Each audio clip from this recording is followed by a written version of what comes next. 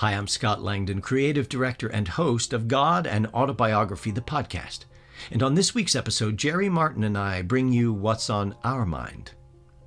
We focus our conversation around the last three episodes, 236, 237, and 238, and zero in on the language of story. Jerry was charged by God with reading the ancient scriptures from various religious traditions and then asking God what God was up to in these communications. How was God developing and changing as humankind developed and changed? Also, God makes it clear that God isn't finished with us yet.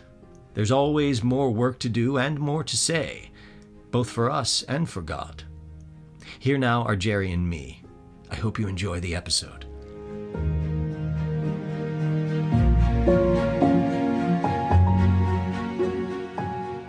Welcome back, everybody, to What's on Our Mind. I'm Scott Langdon with Jerry Martin. We're happy to be back and talking this week about some of the episodes that have just recently passed. We had episode 238 where we talked, Jerry talked with Ray Silverman, and we heard his spiritual story. Just before that, in episode 237, Jerry and Abigail, an intimate dialogue. Their second session there, that was a really wonderful one. I really enjoyed putting that one together. And just before that, episode 236, Jerry, From God to Jerry to You. And all three of those episodes were so wonderful, so rich in content, I thought, and putting them together was such a joy to do. And one of the great themes that kind of came out of it was this idea of story. And it all starts with God asking you, in terms of your mission, to tell God's story. Yeah, and this, at the time God told me that, it made no sense to me at all. The standard theological view of the high classic theological tradition is that God is unchanging. God is eternal, unchanging, unmoving, and God has a story. Think of what that implies, that God starts here and then does this and then moves to the next thing. Stories have change and tend to have development, some kind of sense of direction, up and down and so forth, of some sense of purpose achieved or frustrated, and obstacles overcome or succumb to, and that God has a story. And then the whole book goes on from there. What is the God's story? And a lot of God's story is really God's interaction with us. That sort of is God's story. I mean, that God had an interaction with the atoms and stuff before there were human beings or any kind of life at all in the universe. But the story goes on. God is mainly interacting and developing, growing as a person the way we all grow in interacting with each other. God is growing in much that same way, discovering facets of the divine nature because we respond to God's different facets. And God said, oh, wow, that's something, huh? It's my new book is named Radically Personal, God and Ourselves in the New Axial Age. But God, too, is radically personal in this sense of having a story and developing it through interacting with people. And that's a sort of blew my mind. And I could at least follow the instruction. If God's story is through interacting with people, then the next command did make sense to go read the ancient texts, not the isms of this ism and this body of religious belief and that, but the ancient revelations, enlightenments, and so forth themselves. And so, okay, that's the human reaction. That's the human side of the story. And then I'm praying to God, what were you up to in these revelations or enlightenments? What were you up to? And that's, of course, in a way, God's story. And then what God learns from the interaction, or how God develops through the interaction. And so that's all quite amazing, that God is also, we live radically personal lives, and that's not so surprising, but God also, in a way, lives a radically personal life. And those ancient texts, as you mentioned, tell man's side of the story, in a sense, the human aspect. And God is asked you to read through these, read them and pray about them. pray over them, and then listen to what I have to say about that. God Yeah. is saying, listen to what I have to say. And I want to come back to that in just a second. I also wanted to mention that his story is ongoing. That's Yes. something that you and Ray Silverman talk about in Ray, when you're talking a little bit about Ray's story, that God didn't stop at the end of the Bible and then, okay, I'm out. I'm on Right. vacation for Yeah. whenever. Yeah. It's In the like, meantime, you're on your own. And we've been conditioned, I think, to feel that way. And yet it's not that way. God makes it clear. Here's an ongoing thing. I'm continuing to have a story.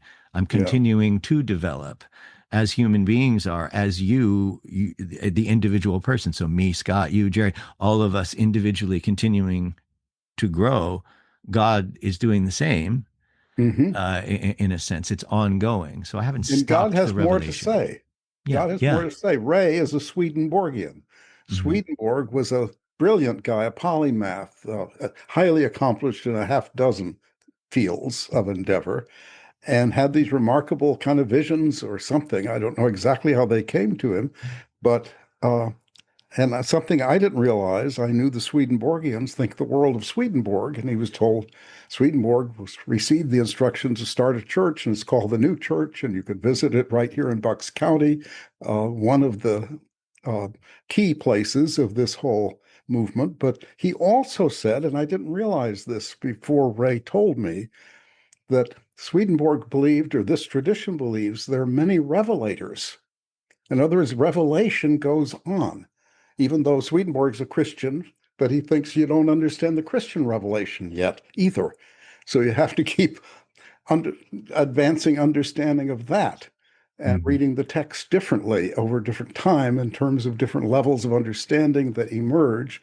And I don't know the ins and outs of that, but it was clear that for Ray, I would be in the category of one of these revelators and Hmm. one of a series or several, who knows? And I was told something similar to that in God and Autobiography, that there's not time for one big revelation like to start a whole new world religion. It's time for the different divine messengers. And obviously I was one of them. And I don't have no idea if somebody asked me at a public talk, oh, who are the others? I haven't the foggiest, Hmm. you know. Hmm. And people can speculate or test their own spiritual discernment against that question. In other words, you come across somebody, you think, hey, this person kind of seems like a revelator. Well, then pay attention. Do they have the other traits that you would expect in a revelator? And one of the main ones is a kind of modesty. Hmm. That if they think they're imperial and lords of the universe, then they probably are not a revelator.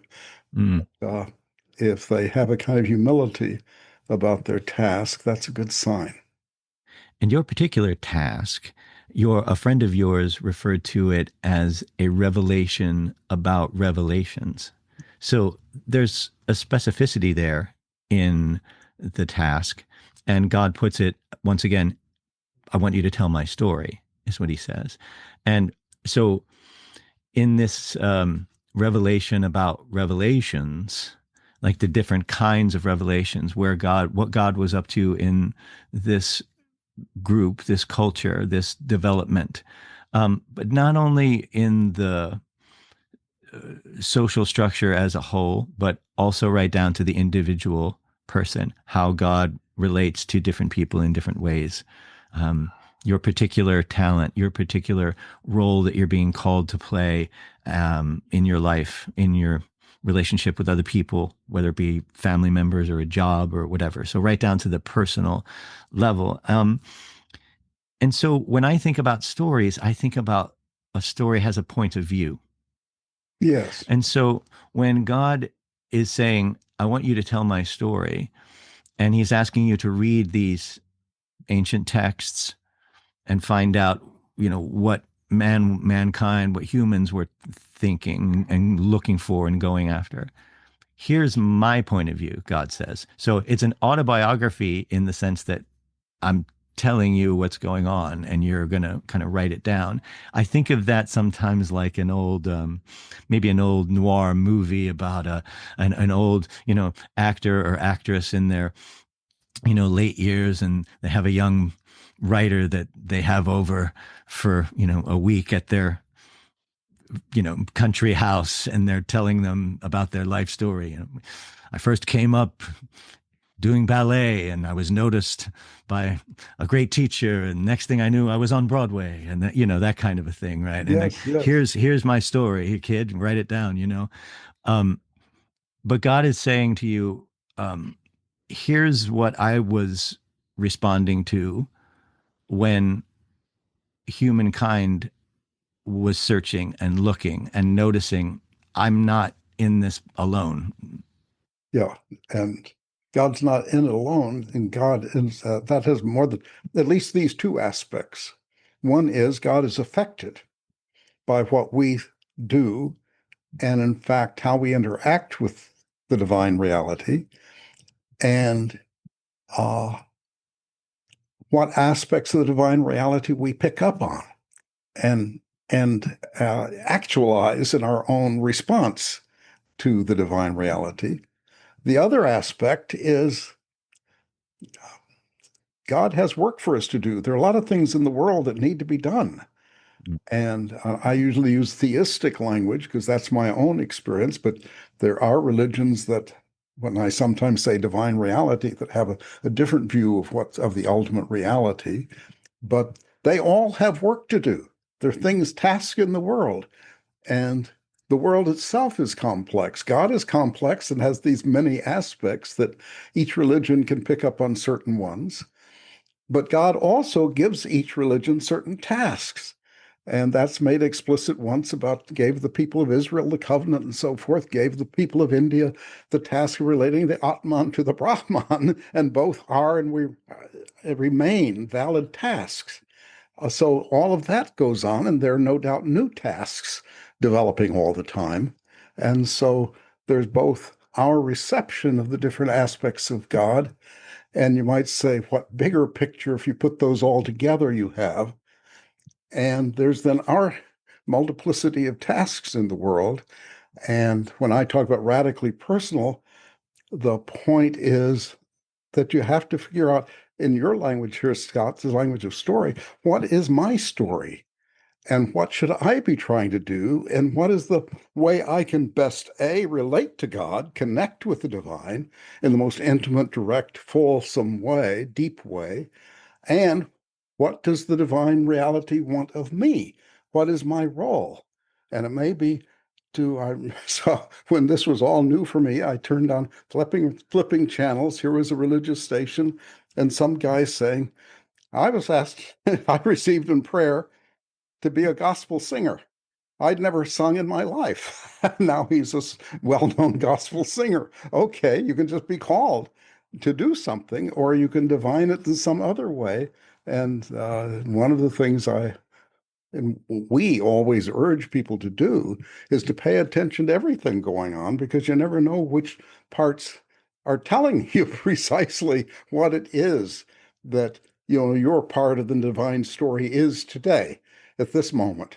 And because it's often very particular, it's not one big life project, though it can include that if you're called to the ministry or to be a religious singer or something.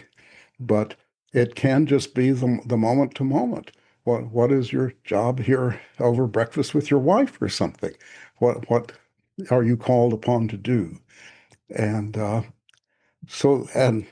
one of the things I know I say in this week's the most recent From God to Jerry to You is our stories are like individual chapters in God's story.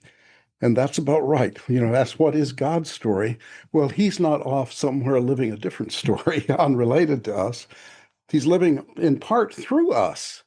There are things we do that God can't do. And but God is also where God infused all of us. And so God is also living our stories as if they're different chapters or aspects of the big story that includes God and us. I have thought this on a couple of different occasions relatively recently in my career, and we've talked about it a little bit on this program. But just being aware to start to think this way to begin with, that there are things that Scott Langdon has learned while because of being this particular character that I played, right? That I would not have something wouldn't have clicked in a way that it clicked for me until I saw it through the eyes of this person that I was inhabiting in the circumstances that they were in. Now, they're imaginary circumstances and it's a play. I understand that.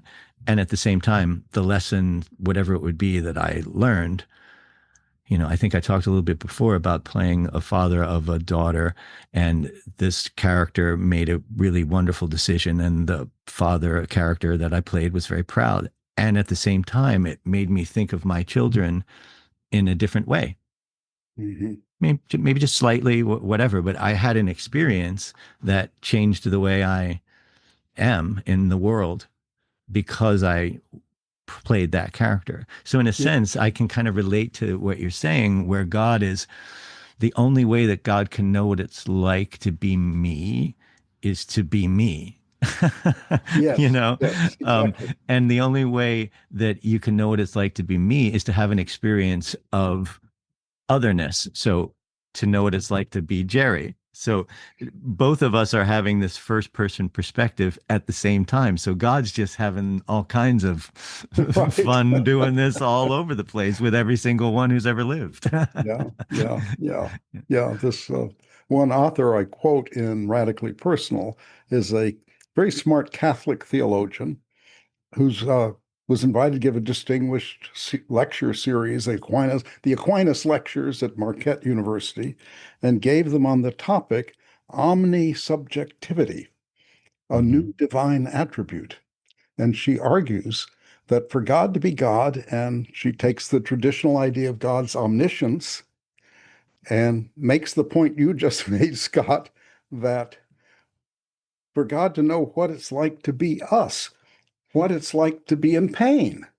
Mhm. You know, God has his own kind of suffering, but not like a stubbed toe, and to have, the teenage falling in love and so forth. All of these experiences we have, the disappointment that you just had in a casting play, we all have those moments where, Mhm. someone else grabbed my parking space or got in front of me at the line or something. Those are experiences that God can't just have as God's self, but has via us through God's participation in us, uh, which is vivid and vibrant. It's not just the metaphysical claim, God is everything, but that God is actually entering into it as a personal deity. The Mhm. personal aspect of God is entering into this personal aspect of our lives, Yes. and and having the experiences of disappointment, excitement, swooning, whatever they might Yeah. be. Yeah. Uh, God is having those too. Yeah.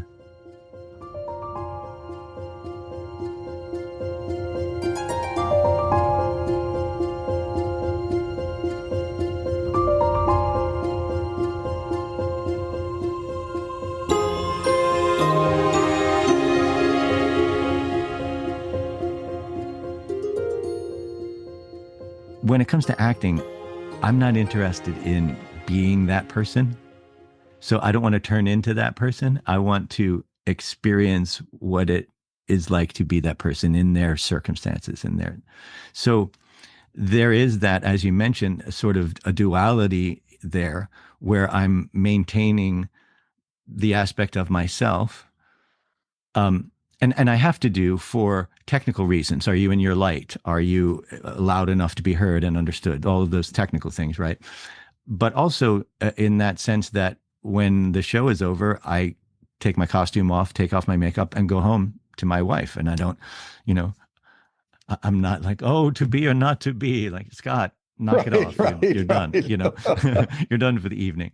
And not that God can ever leave us in that sense, but there is that sort of, as you mentioned, there is a distinction. If there's not a step separation, there's definitely this distinction where God is still God's self and fully with me, fully present as me. Mhm. We have that, I think, in our human relations.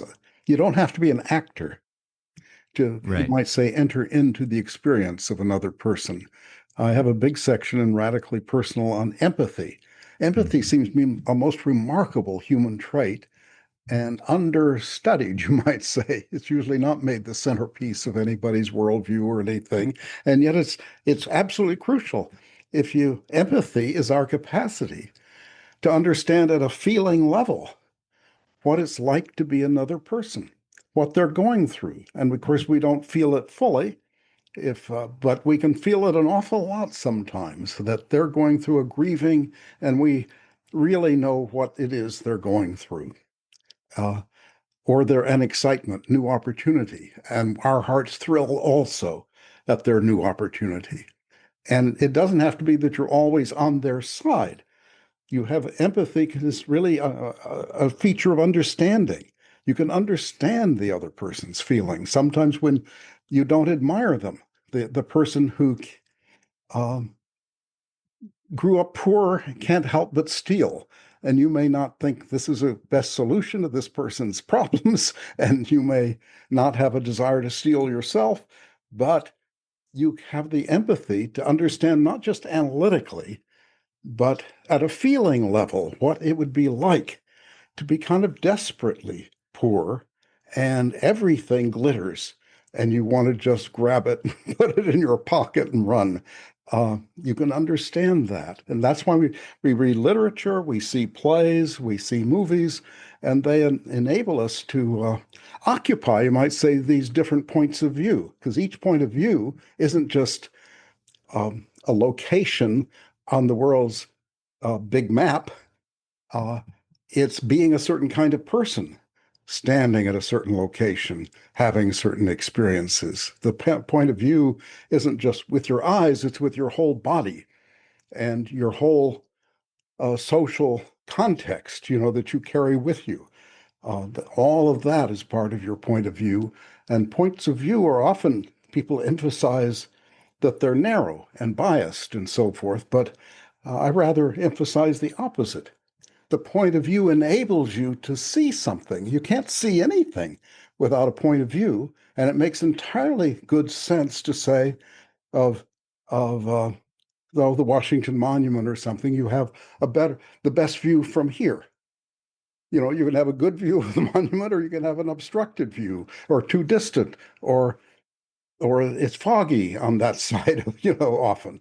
Mm-hmm. Uh, so it's through these locations that we have, the different pairs of eyes, the different bodies, the different social locations, that we come to see these different aspects of the world that you couldn't see from any other point of view, and you can't see anything from zero point of view.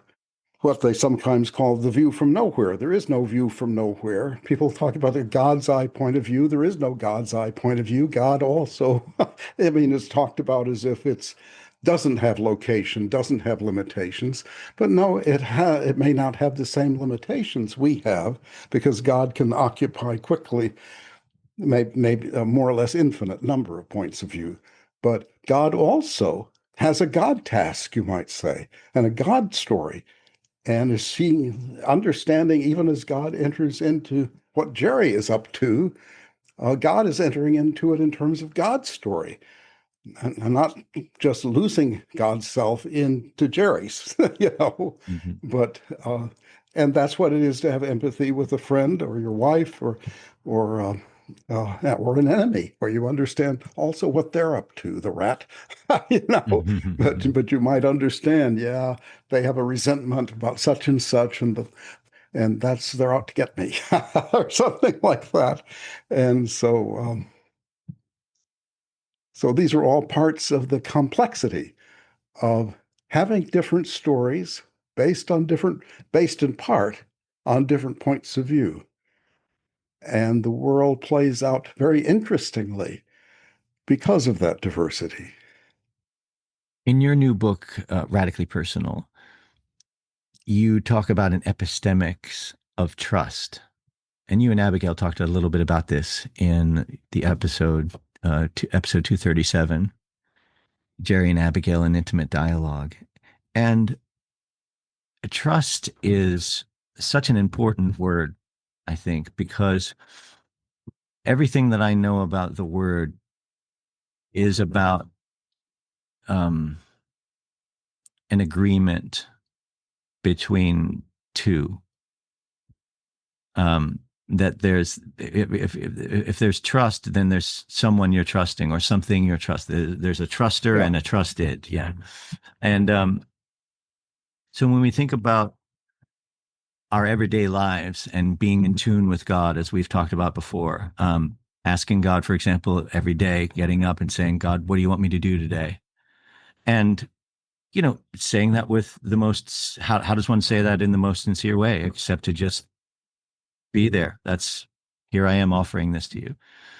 And then the trust part, I guess, is that was your part, offering, and God's part is it'll fill in along the way. So, well, what do I do now? Well, you listen and pay attention. I think we've kind of narrowed that down a little bit, and God has reinforced that with you, the little gnat in your ear, the little, different examples to say, are you paying attention? Are you listening? Even when I whisper. So we hear all kinds of things in our heads, different kinds of thoughts. We have stimuli from all kinds of things on the outside, and we process these stimuli and we come to conclusions about what direction we think we should go in. And I know I often get caught in the hesitation of, is this the right way? Is this the wrong way? Well, you're not going to know until you do. And then you find out, and the consequences, they're too much. Are they? I mean, you don't know. So the trust is a a way of being? Is it a way of showing up in the world? Is it a way of being in relation to God? Is it all of those things? What does it look like to have an epistemics of trust? Yeah. Let me make sure I return to those precise questions. But I first want to just put that discussion of epistemics of trust in a context. In Radically Personal, I argue that the way we know there's a divine reality is because we experience it, or more precisely, we encounter it, which means you need a certain concept of experience, not experience as pure subjectivity, subjective impulses and impressions, but more like what happens when you stand on the floor. You're encountering a reality, or when you slip and you hit the floor and you're encountering a reality. And we encounter the better concept of experience is that experience is our openness to what is outside us. And we encounter other people, physical objects, and so on. And then there's the question of these all these odd experiences. It's easy to understand stuff that's verified in a laboratory, but most of human life is not, in fact, like that. Our impressions of people, our notions of character, our norms, ethical, aesthetic, and so forth, they're not testable in a lab. You have to figure out what kind of evidences of those things, impressions of them, intuitions of them, whatever it is, are you going to trust? And I know part of what I'm doing is self-serving, you might say. I'm providing, I was an epistemologist. The first thing I do with the God voice, it's too real to doubt, but I know anybody could doubt it. And so my question is, what reasons do I have to trust this God voice? And so what I'm really doing is an elaborate argument with some care for why I trust it. I have trusted the God voice. And one chapter late in the book is, what do I trust? But each person has to answer that question for themselves. But in that context, back to your question, what does trust? The philosophers of my tradition, mainly Anglo-American tradition, tend to be kind of narrow in the following sense, that we think belief is belief in a proposition that such and such is the case, like Paris is the capital of France, or water is H2O. And it's very cognitive and might say detached. Uh, and so trust would normally be fit in that category of the things it's trustworthy to believe, that it's okay to believe, reasonable to believe. Um, uh, but I think your questions really do open a deeper dimension that I don't think I ever explored in the book, but I think is very important, that just as I was talking about empathy and knowledge and so forth, you trust with your whole being, after all. I mean, what does it mean to say I trust the law of gravity? It's not I accept Newton's whatever it is proposition, first, second, and third propositions. It's that I trust that I'm standing on the ground and I trust that that tells me which way is up and which way is down. You know, what does the law of gravity to mean to me? I know no physics. It doesn't mean anything in the context of abstract knowledge, of propositional knowledge, but behaviorally and existentially, it means everything. It's my orientation to the world is in terms of up and down, and that the floor will hold me, that I won't fall through, but I dare not just walk off the balcony, into free air. Uh, and all these kinds of trust, especially get to more complex things. What does it mean to trust a religious belief, a whole philosophy, or ideology? What does it mean to trust a way of life? You know, that kind of certain kind of middle of life that seems way of life seems fine. Uh, Trust yourself, your own of of how to be living, of occupation, your own sense as an actor. Uh, a thing Ray brings up in that interesting uh, interview is the context of his life. We come out of a context. Father, adamantly atheist, aggressively atheist, parents not getting along, not communicating well. They often communicate through him. You know, tell your father, blah, blah, blah, because they don't talk directly. He was never an atheist. He just always thought there was a God. He marries his lovely wife, Star, and this is love.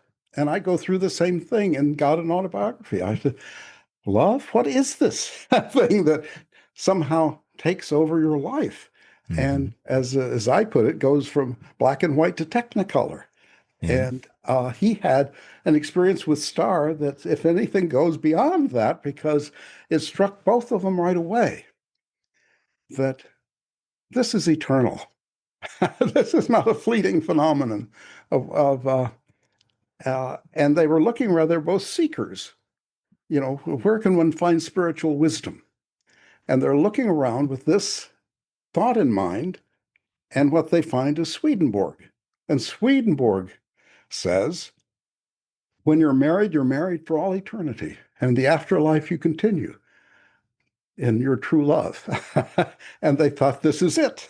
And that's how he became a Swedenborgian. Well, there are two things he had to trust here, at least two. One is the initial love. And that's often hard to happen, hard for people to trust. Maybe the parents' model wasn't a good model. Maybe there was a fake appearance of love, and then you later see it wasn't love at all, and then you can't trust love. Or, oh, there are many, many reasons that you can come to doubt. You may not feel lovable, and so you don't trust that she loves me because I'm no good, and so on. There can all these reasons to doubt. But, and also, doubt often seems safer. Whereas you give yourself to love, give yourself to any belief, any trust in a way of life, in a group, institution, you trust the legal system or whatever, oops, now you're vulnerable. It can disappoint you. It can turn on you. But to trust means you give yourself to it in whole and then live out that trust. And then their second trust was finding Swedenborg And trusting Swedenborg is a revelator, you know, and that's what happens to people with religious belief or some kind of philosophical or worldview kind of conversion often. That, wow, uh, this just seems like the truest thing I've ever found. And I know Ray uses the expression, what I believe in my heart of hearts. And there's some things they just come to you and you believe them in your heart of hearts.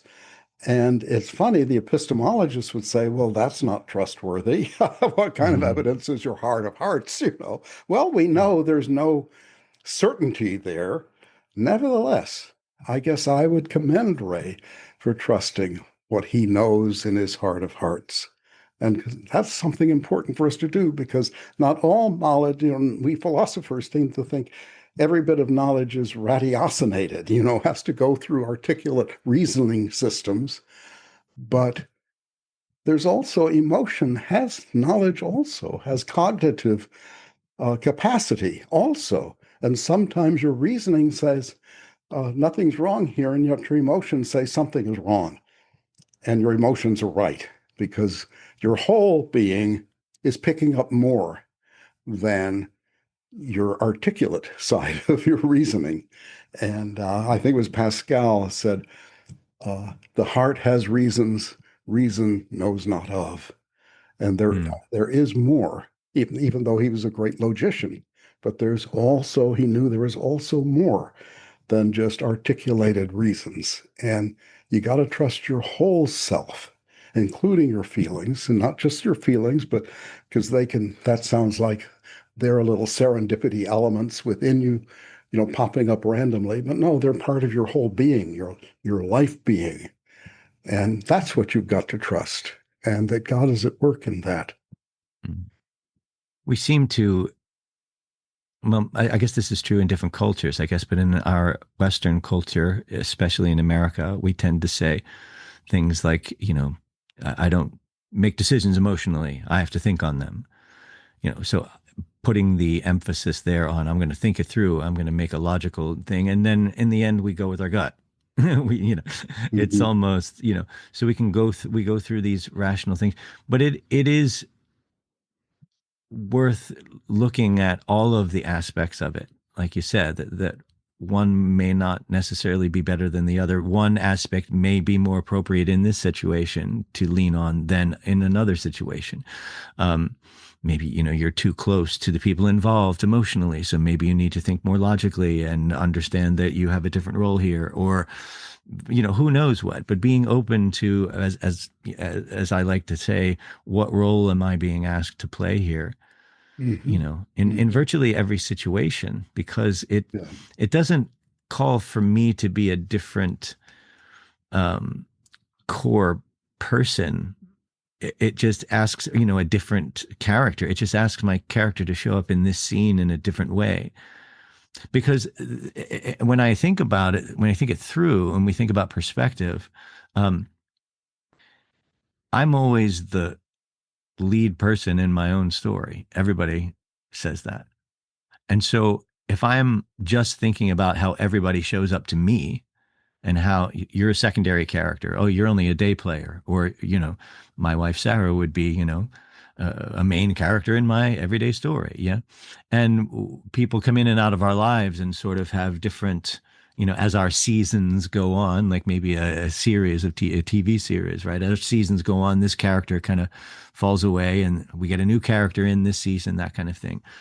But it's important to understand, or at least be uh, have a sense of how you show up in someone else's life.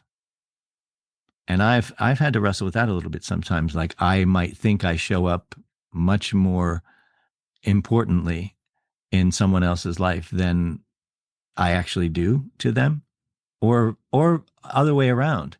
I may play a bigger role in their story than I even know. And it's sometimes you rack yourself with guilt. Oh, I should have known. I should have been here for them in this way or whatever. And it's paying attention and being aware of and listening to, how do I fit in your story? Which would mean, what do you need from me? How can I Yeah. be available for your story? I think that's important. Yeah. Yeah. Well, it's always great to talk to you, Jerry. Thanks for this time. Well, thank you, Scott. Good to see you.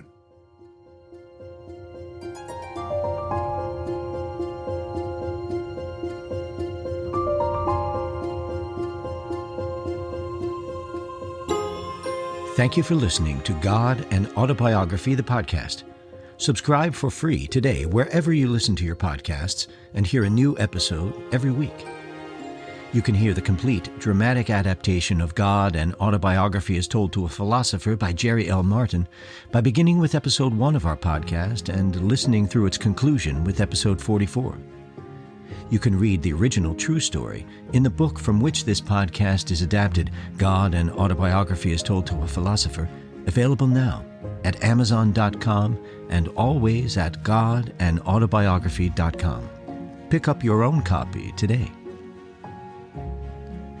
If you have any questions about this or any other episode, please email us at questions@godandautobiography.com and experience the world from God's perspective, as it was told to a philosopher. This is Scott Langdon. I'll see you next time.